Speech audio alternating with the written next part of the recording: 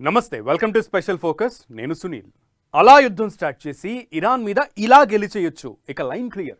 War start చేయడానికి ముందు Trump ఆలోచన ఇదే అయి ఉంటుంది బహుశా. కట్ చేస్తే కొరకరాని కొయ్య అంటే ఏంటో, ఎలా ఉంటుందో అమెరికాకు ప్రాక్టికల్గా చూపిస్తోంది ఇరాన్. యుద్ధం 14 రోజులు దాటింది. మొదటి రోజు ఎలా ఉందో సీన్ ఇవాళ అంతకు మించి అనిపిస్తోంది. అసలు ఎందుకు ఈ పరిస్థితి? ఇరాన్ను ట్రంప్ తక్కువ అంచనా వేశాడా? అమెరికా లెక్క అసలు ఎక్కడ తప్పింది? అసలు ఏం జరిగింది? ఇరాన్ ఇజ్రాయెల్ యుద్ధానికి 2 వారాలు. పశ్చిమాసియాలో ఏమాత్రం తగ్గని ఉద్రిక్తతలు. అమెరికాకు ఇరాన్ జలక్కుల మీద జలక్కులు. తగ్గేదేలే అనే రేంజ్లో ఫైట్ ఇస్తున్న ఇరాన్ విషయంలో అమెరికా లెక్క తప్పిందా? ట్రంప్ అంచనాలు ఎందుకు ఫెయిల్ అయ్యాయి? 14 రోజుల యుద్ధం మిగిల్చిన ప్రశ్నలు ఏంటి? ఒకరోజు అర్ధరాత్రి అలా దాడి చేసి ఇలా వెనుజువెలా అధ్యక్షుడిని అరెస్ట్ చేసింది అమెరికా. ఆ దేశాన్ని గుప్పిట్లోకి తీసుకుంది. ఇరాన్ విషయంలోనూ ఇలాగే జరుగుతుందని అమెరికా ట్రంప్ వేసిన అంచనాలు పూర్తిగా రివర్స్ అయ్యాయి. అగ్రరాజ్యానికి ఇరాన్ చుక్కలు చూపిస్తోంది. ఓవైపు ఇజ్రాయెల్, అమెరికా కలిసి దాడి చేస్తుంటే ఆ 2 దేశాలను సమర్థవంతంగా ఎదుర్కోవడమే కాదు, తలపోటుగా మారుతోంది ఇరాన్. దీంతో మొదటి రోజు యుద్ధం ఎలా ఉందో ప్రస్తుతం అంతకు మించి అనే రేంజ్ ఉద్రిక్తతలు కనిపిస్తున్నాయి. అనుకున్నది ఒకటి, అయ్యింది ఒకటి అన్నట్లుగా యుద్ధం తీరు కనిపిస్తోంది. అసలు తగ్గేదేలే అనే రేంజ్లో అమెరికాకు ఇరాన్ సవాలు విసురుతోంది. కర్గ్ ఐలాండ్పై అమెరికా దాడి విషయంలోనూ తీవ్రంగా స్పందించింది. అమెరికా చమురు మౌలిక సదుపాయాలను బూడిద చేస్తామంటూ హెచ్చరించింది. నువ్వు తగ్గే వరకు నేను తగ్గను అనే రేంజ్లో అమెరికాకు ఇరాన్ చుక్కలు చూపిస్తోంది. అయితే ఇప్పుడు కర్గ్ ఐలాండ్ ఇష్యూతో రాబోయే రోజుల్లో యుద్ధం మరింత ముదిరే అవకాశాలు క్లియర్గా కనిపిస్తున్నాయి. వెనుజువెలా అధ్యక్షుడు మదురో అరెస్టు తర్వాత ఇరాన్పై ఫోకస్ పెట్టిన ట్రంప్ ఆ దేశాన్ని దారికి తెచ్చుకోవాలని స్కెచ్ వేశారు. ఇరాన్ చుట్టూ సముద్ర జలాల్లోకి అరివీర భయంకర యుద్ధ నౌకలను పంపించారు. వరుస వార్నింగులిచ్చారు. ఫిబ్రవరి 28న ఇరాన్ అధ్యక్ష భవనంపై దాడి చేసిన అమెరికా సైన్యం సుప్రీం లీడర్ ఖమేనీని అంతం చేసింది. ఇక అంతా క్లియర్. ఇరాన్ చేతుల్లోకి వచ్చినట్లే అనుకుంటే అక్కడే సీన్ రివర్స్ అయింది. ఖమేనీ మరణంతో ఇరాన్ ప్రతీకారంతో ఊగిపోయింది. వరుస దాడులతో చెలరేగిపోయింది. ఇజ్రాయిల్, అమెరికా మద్దతు ఉన్న గల్ఫ్ దేశాలపై ఓ రేంజ్లో విరుచుకుపడింది. నిజానికి గత ఏడాది కూడా 10 రోజుల యుద్ధం జరిగింది. ఆ టైంలో ఇరాన్ నుంచి ఈ రేంజ్ రియాక్షన్ కనిపించలేదు. ఈసారి ఖమేనీని చంపేసిన తర్వాత ఇరాన్ ప్రతీకారంతో రగిలిపోయింది. ఇరాక్తో చేసిన 8 ఏళ్ల యుద్ధం అనుభవమో కారణం మరేదో కానీ అమెరికాకు చుక్కలు చూపించడం స్టార్ట్ చేసింది. యుద్ధం ప్రారంభానికి ముందు ఏం చెప్పిందో వార్ స్టార్ట్ అయిన తర్వాత అదే చేసి చూపిస్తోంది. ఇరాక్తో చేసిన 8 ఏళ్ల యుద్ధం అనుభవమో కారణం మరేదో కానీ అమెరికాకు చుక్కలు చూపించడం స్టార్ట్ చేసింది. యుద్ధం ప్రారంభానికి ముందు ఏం చెప్పిందో వార్ స్టార్ట్ అయిన తర్వాత అదే చేసి చూపిస్తోంది. తప్పకుండా డొనాల్డ్ ట్రంప్ అనుకుని ఉంటాడు ఇరాన్ ఎంతవరకు ఆగదని. కానీ ఆయన అడ్వైజర్ ముందరనే చెప్తున్నారు ఇరాన్ చాలా రెడీగా ఉన్నది, విశేషంగా యుద్ధం చేస్తుంది, వెనకాల రష్యా, చైనా అందరూ సాయం చేస్తున్నారని చెప్పారు. ఏమాత్రమైనా సర్ప్రైజ్ వచ్చినా ఇరాన్కి, మిగతా రష్యాకి, చైనాకి తెలిసింది ఏంటంటే డొనాల్డ్ ట్రంప్ అన్ప్రిడిక్టబుల్ మనిషి, ఏం చేస్తాడో చెప్పలేం. ఆయన యుద్ధానికి రెడీగా ఉంటాడు, ఆప్ చేయొచ్చు, మొదలుకి వెళ్ళిపోవచ్చు. ఆయన క్యాల్కులేషన్స్ వేరేగా ఉంటాయి. డ్యామేజ్ చూడడు, ఏదైనా రిస్క్ తీసుకుంటాడు. యుద్ధం చేయడమే ముందున్న మార్గం, ఫలితం గురించి ఆలోచనే లేదు అనే రేంజ్లో అమెరికా ఇజ్రాయెల్ను ఢీ కొడుతోంది ఇరాన్. యుద్ధం మొదలుపెట్టింది అమెరికా అయినా ముగించేది తామే అంటూ కాన్ఫిడెంట్గా చెప్తుందంటే ఇరాన్ దూకుడు రేంజ్ అర్థం చేసుకోవచ్చు. అమెరికాను ఆర్థికంగా దెబ్బతీసే వ్యూహంతో ఇరాన్ చేస్తున్న దాడులు ప్రపంచమే అవాక్కయ్యేలా చేస్తున్నాయి. ఆ దేశం ఎంతలే అనుకొని అమెరికా యుద్ధం మొదలు పెడితే తాము ఎంతో, తమ బలం ఎంతో ప్రపంచానికి చూపిస్తోంది ఇరాన్. దీంతో ఇప్పుడు యుద్ధాన్ని ఎలా ఆపాలో అర్థం కాక అమెరికా తలలు పట్టుకుంటోంది. అయిపోయిందని ఒకసారి, వారంలో అవుతుందని ఇంకోసారి, 4 నెలల్లో అయిపోతుందని మరోసారి. యుద్ధం గురించి ట్రంప్ చేస్తున్న కామెంట్స్ ఇరాన్ దూకుడు ఏ రేంజ్లో ఒత్తిడి తీసుకువస్తుందో చెప్పకనే చెప్తోందనే అభిప్రాయాలు వినిపిస్తున్నాయి. ఇరాన్తో యుద్ధంలో ట్రంప్ లెక్కలు తప్పడం వెనుక 5 ప్రధాన వ్యూహాత్మక తప్పిదాలు కనిపిస్తున్నాయనే చర్చ జరుగుతోంది. మొదటిది, ఇరాన్ భయపడుతుందని, దాడులు చేస్తే ఇరాన్ వెంటనే లొంగిపోతుందని, కొద్ది రియాక్షన్ మాత్రమే ఉంటుందని అమెరికా తప్పుడు ఆలోచన వేసింది. రెండోది, చమురు మార్కెట్ పతనం.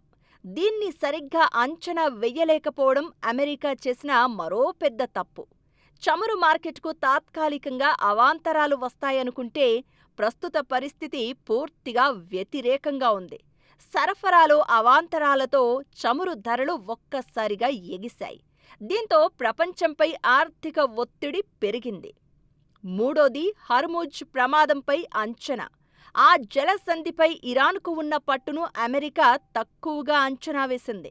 ఆయిల్ షిప్పింగ్లో ఈ దారి అత్యంత కీలకమని తెలిసి కూడా తప్పులో కాలేసింది.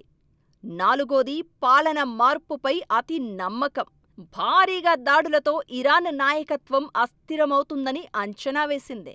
దీంతో అక్కడ పాలన మారిపోతుందని నమ్మింది. అయితే అది జరగలేదు. ఖమేనీ హత్య తర్వాత కూడా ఇరాన్ నాయకత్వం బలంగా కనిపిస్తోంది.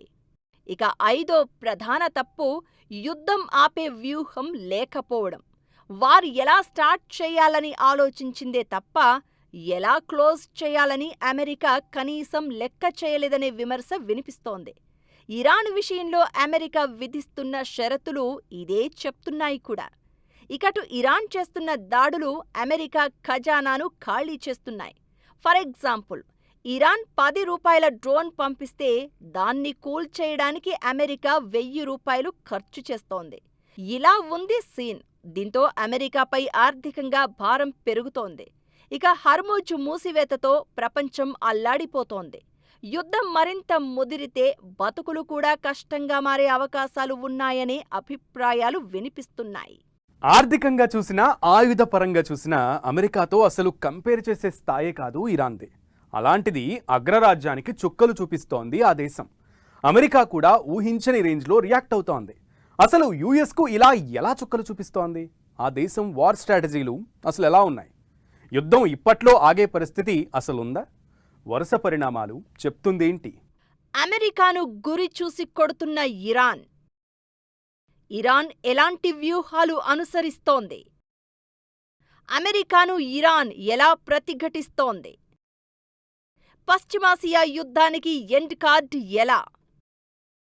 యుద్ధం ఇలానే సాగితే జరగబోయేది ఏంటి? ఇరాన్ నుంచి అమెరికా కూడా ఇలాంటి రియాక్షన్ ఊహించి ఉండదు. ఆ రేంజ్లో చుక్కలు చూపిస్తోంది మరి. యుద్ధం ప్రారంభమవడానికి ముందు నుంచి ఇరాన్ చాలా క్లియర్గా కనిపించింది. అప్పుడే శత్రువులకు స్ట్రాంగ్ వార్నింగ్ పంపించింది. గల్ఫ్ దేశాల్లో అమెరికా స్థావరాలను లక్ష్యంగా చేసుకుంటామని, హర్ముజ్ జలసంధిని మూసివేస్తామని, యుద్ధంతో వద్దు దౌత్యంతో రావాలి అంటూ మెసేజ్ పంపించింది కూడా. అయితే ఇరాన్ ప్రకటనలను అమెరికా పెద్దగా పట్టించుకున్నట్లు కనిపించలేదు. తీరా యుద్ధం స్టార్ట్ అయ్యాక ఇప్పుడు చుక్కలు చూస్తోంది. ఇజ్రాయిల్పై ఇరాన్ నేరుగా దాడులు చేయడమే కాదు, గల్ఫ్ దేశాల్లోని అమెరికా స్థావరాలపై బాంబులు వేస్తోంది. ఇరాన్ దాడులతో అమెరికాపై భారీ ఒత్తిడి పెరుగుతున్న పరిస్థితి. ఏం చేయాలో, ఇరాన్ను ఎలా కట్టడి చేయాలో తెలియక ట్రంప్ పూటకో స్టేట్మెంట్ ఇస్తున్న పరిస్థితి. యుద్ధం మొదలై 2 వారాలు పూర్తయినా ఇరాన్ను ఇప్పటికీ పూర్తిగా లొంగదీసుకోలేకపోయింది అమెరికా. పక్కా వ్యూహాలతో అమెరికాను ఎదుర్కొంటోంది ఇరాన్. 100 ఆయుధాలను ఒకేసారి తీయడం కాదు, ఒక్కో ఆయుధాన్ని 100 విధాలుగా ఉపయోగించుకుంటోంది. అమెరికాకు చుక్కలు చూపిస్తోంది. ఈ 2 వారాల్లో యుద్ధాన్ని గల్ఫ్ ప్రాంతం అంతా విస్తరించింది ఇరాన్. హర్ముజ్ మీద పట్టు నిలుపుకుంది. జలసంధిని క్లోజ్ చేసేసింది. దీంతో ప్రపంచం మీద ఆర్థికంగా భారం పడుతోంది. ఇది అమెరికా మీద ఒత్తిడికి కారణమవుతోంది. హర్ముజ్ విషయంలో ట్రంప్ అంచనా పూర్తిగా తప్పినట్లయింది. ఇక యుద్ధం మొదలయ్యాక ఇరాన్ ముందుగా సూసైడ్ డ్రోన్లతో అటాక్ చేసింది. ఆ తర్వాత మిజైళ్లను ప్రయోగించింది. ఇజ్రాయెల్తో పాటు గల్ఫ్ దేశాలన్నీ టార్గెట్లని అక్యురేట్గా ఛేదించింది. అమెరికాకు ప్రపంచంలోనే అత్యుత్తమ టెక్నాలజీ ఉంది. అయితే దీన్ని ఎదుర్కొనేందుకు ఇరాన్ పక్కా స్ట్రాటజీ ఫాలో అవుతోంది. చౌకగా దొరికే డ్రోన్లతో అమెరికా ఇజ్రాయెల్ను దెబ్బతీస్తోంది. 100 కోట్ల విలువైన క్షిపణుల్ని ఎదుర్కోవడానికి ఇరాన్ లక్షల విలువ చేసే డ్రోన్లను వాడుతోంది. ఇదే అమెరికాకు లక్షల కోట్లు ఖర్చయ్యేలా చేస్తోంది. అమెరికాను సమర్థవంతంగా ఎదుర్కోవడం, ఈ రేంజ్ ఫైట్ ఇవ్వడం వెనుక ఇరాన్ పక్కా వ్యూహాలు కనిపిస్తున్నాయి. గూఢాచార సమాచారాన్ని ఉపయోగించుకోవడం, రష్యా యుద్ధ అనుభవం నుంచి నేర్చుకోవడం, శాటిలైట్ చిత్రాలు వినియోగించుకుని పక్కా దాడులు చేస్తోంది. భారీ ఆయుధాలతో కాకుండా తక్కువ దూరం ప్రయాణించే క్షిపణులు, షాహెద్ లాంటి చవకైన సులభంగా ప్రయోగించే డ్రోన్లతో శత్రువుల మీద దాడులు చేస్తోంది ఇరాన్. వీటిని పికప్ ట్రక్కుల మీద నుంచే లాంచ్ చేయొచ్చు. రాడారుకు కూడా కనిపించవు. ఇరాన్ ఇప్పటివరకు దాదాపు 3,000కు పైగా క్షిపణులు, డ్రోన్లను ప్రయోగించింది. రియాద్, కువైట్లోని అమెరికా ఎంబసీలు, గల్ఫ్లోని అమెరికా సైనిక స్థావరాలతో పాటు ఎయిర్పోర్టులు, డాటా సెంటర్లు, పోర్టులు, చమురు శుద్ధి కేంద్రాలు, హోటళ్లను టార్గెట్ చేసుకుంది. అమెరికా మిత్రదేశాల రాడార్ వ్యవస్థలను నాశనం చేసేందుకు ప్రయత్నించింది. జోర్డాన్, ఖతార్లో రాడార్ సిస్టమ్ను దెబ్బతీయడమే కాదు, బహ్రెయిన్లో శాటిలైట్ కమ్యూనికేషన్ సెంటర్పై దాడి చేసింది కూడా. రష్యా యుక్రెయిన్ యుద్ధం నుంచి ఇరాన్ కొన్ని విధానాలు నేర్చుకున్నట్లు కనిపిస్తోంది. డ్రోన్లను ఒకే దిశలో కాకుండా వేర్వేరు దిశల్లో పంపిస్తే వాటిని అడ్డుకోవడం కష్టం. ఈ యుద్ధంలో ఇరాన్ చేసింది అదే.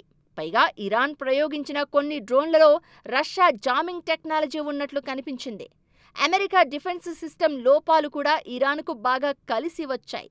పెద్ద క్షిపణులను అడ్డుకోవడానికి మాత్రమే ఆ రక్షణ వ్యవస్థలు తయారయ్యాయి. చిన్నవి, నెమ్మదిగా వచ్చే డ్రోన్లను అవి గుర్తించలేవు. రాడార్లో అవి పక్షులు, సాధారణ విమానాల్లా కనిపిస్తూ ఉంటాయి. ఇకటు ఇరాన్ క్షిపణి లాంచర్లలో చాలా వరకు కూల్చేశామని అమెరికా చెప్తోంది. అయితే కాసిం బషీర్ హైపర్సోనిక్ మిజైల్ లాంటి అత్యాధునిక ఆయుధాలను ఇరాన్ ఇప్పటికీ బయటకు తీయలేదు. అయితే యుద్ధం ప్రారంభించింది అమెరికా అయినా ముగించేది తామే అని పదే పదే చెప్తోంది ఇరాన్. అగ్రరాజ్యం అంగీకరించలేని షరతులు పెట్టింది. గెలుస్తామా, ఓడిపోతామా తర్వాత సంగతి, యుద్ధం మాత్రం చేసి తీరుతాం అన్నట్లుగా ఇరాన్ తీరు కనిపిస్తోంది. దీంతో వార్ ఇప్పట్లో ముగియడం కష్టమే అన్నట్లుగా కనిపిస్తోంది. ఇదే ప్రపంచ దేశాలను టెన్షన్ పెడుతోంది.